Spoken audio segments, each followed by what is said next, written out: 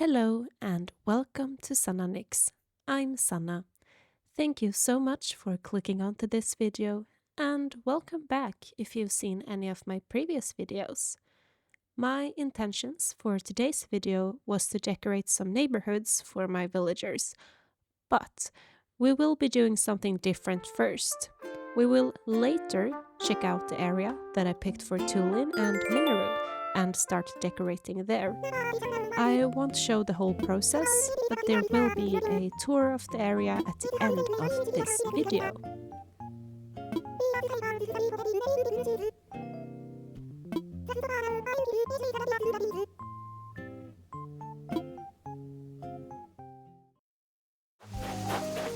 As you can see in just a minute, Rodeo is in boxes. Even though he kind of matched the vibe I'm going for, he is not a villager that I want to have on this island. So we will begin with some villager hunting. I've made some preparations and I have 35 Nook Miles tickets, so I am crossing my fingers that I will be finding a villager that is on my wish list. But just to be sure, I need to check out the campsite, since there's a villager staying there, just in case it's actually one of the ones that I want. But unfortunately, it was not. Before I went on with the villager hunting, I just wanted to make sure none of the villagers on my list was staying at a hotel. I just recently learned that if a villager is staying at a hotel, it won't be on any Nook Miles ticket islands. And, well, that's kind of obvious. I mean, you can't be at two places at the same time. But on this day, none of them were here, so now the villager hunting can begin. As I said before, I have 35 Nook Miles tickets, so there will be a count up in the right corner to tell you how many tickets I used to get my villager. First, we encountered Coach. That was an immediate no.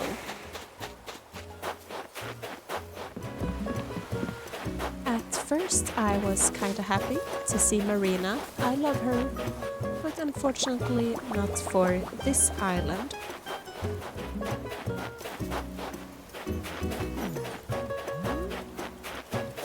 I mean, Avery is a cool bird, but he doesn't really fit in. Broccolo is a hard no. Then we saw Harry. I had him on my very first island and I hated him. And then we have Marcy. I really do love her, she's so cute, but not for this island, unfortunately. I think this is Chopwick. I don't want him. Sydney was so cute, I almost invited her to my island, and she's kind of perfect with her purple coloring, but I just really wanted someone of my wish list.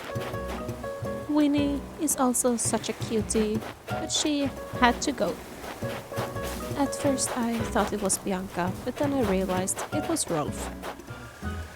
Annabelle is also such a cutie, but not for my island.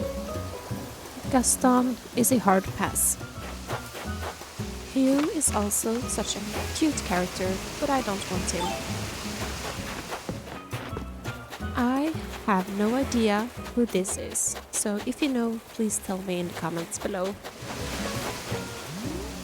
Coach showing up again.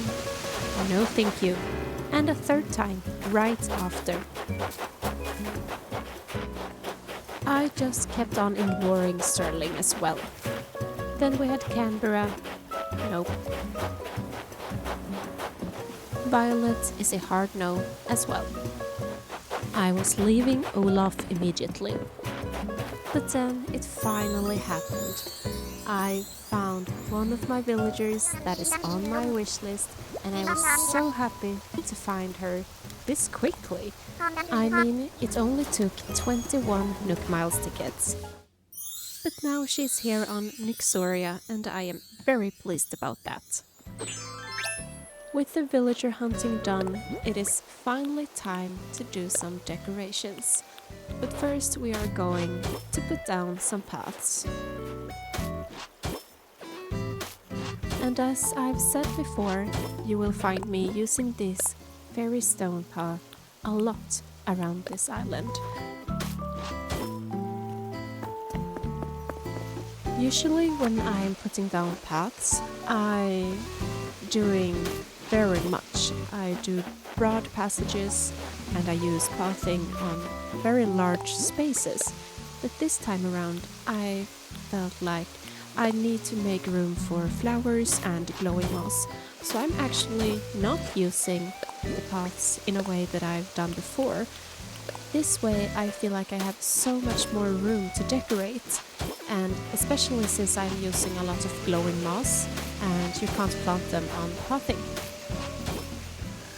Something I did not think that I was going to do on this island was using wooden planks or wooden pathing in general. But I'm making an exception for Tulin's area. I mean, he is a Rito warrior living high up with almost only wooden exterior design. So I just needed him to stay true to his character, so I went and got some wooden paths. You will find the design code here on screen and down below in my description. Coming up is a small montage of me planting a lot of trees. I wanted to have more, but I just haven't gotten any trees at this moment.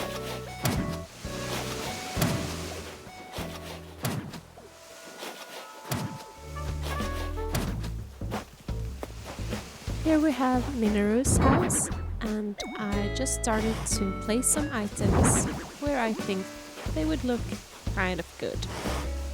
I didn't really have a plan for the decorations by Minoru and Tulin's house. I just knew that I wanted some specific items and the vibe. I didn't know anything else.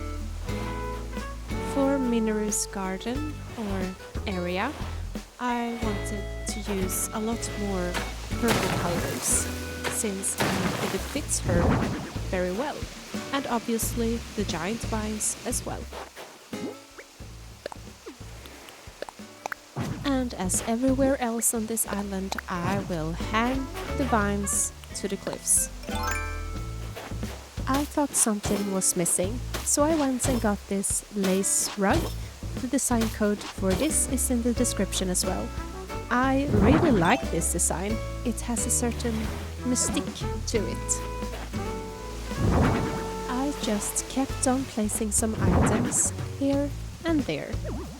And as you can see here, I am using this crescent moon chair again. I am in love with this item, especially this purple one. I think it looks so good.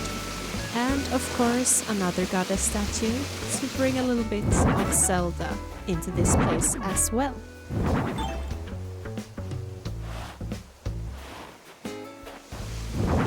I think this mush lamp is really cute. I haven't really used it before since it's a mushroom, but I mean, it has so much potential because I really like the light.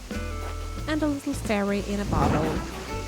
This urn, I don't know why I placed it there, I just thought it looked nice. This area is like an entrance to both Minoru's house and Tulin's house, so I had to do some decorations here as well. Down beneath these platforms that are Tulin's area, I wanted it to look kind of like that forest area I made by the land bridge in my previous video. So I started to decorate with some glowing moss balloons and trees and vines. And once again, I didn't really plan this ahead, so some of these items may change placement or disappear altogether. I don't really know yet. I really love planting some flowers here and there as well. It brings so much color to an area, and there will be so much more flowers when this place is done. I feel like the harp fits well up here with a Zelda villager, since music is such a huge part of the Zelda series. So a little harp had to be there.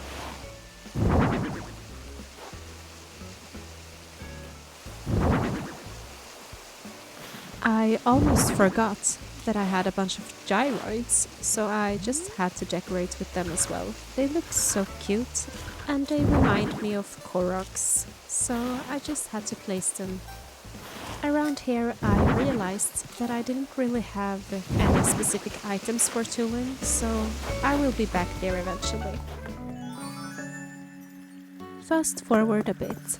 Now it's nighttime and time for us to tour the area. I placed some more items and a lot of glowing moss and flowers. I think that the darkness plays such a huge role for this island and the aesthetic that I'm going for. I mean, it looks cute and all during daytime, but this allows all the glowing items and lights to really pop. I feel like this could pass as a dark fairy core island when it's dark outside. As I have mentioned in a previous video, I don't really know how to make this into a fairy island. I'm just going with my gut on this one.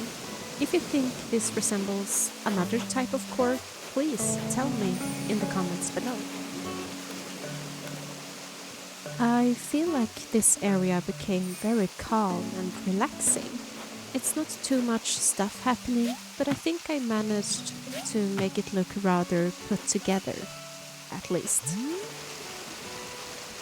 With that said, I will most likely go back to these areas and do some additional decorations, because even though it looks pretty nice at the moment, I feel like some patches here and there are just too empty looking.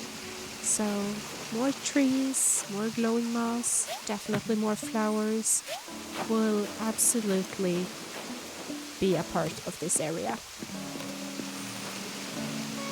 So here we had Tuling's house and garden area, and now we are actually heading towards Minoru's house and her area. I really do like how this little passage turned out. It looks so pretty with the waterfall and the statue.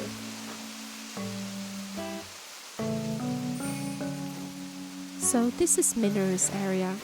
I am really happy how this turned out.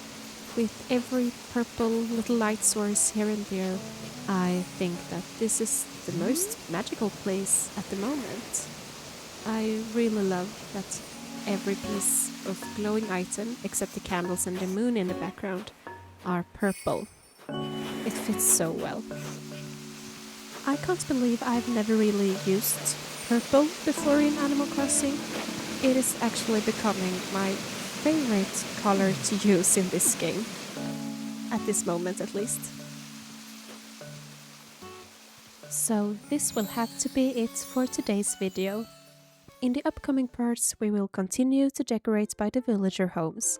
My plan is to have them all around the island in groups of 2 and 3.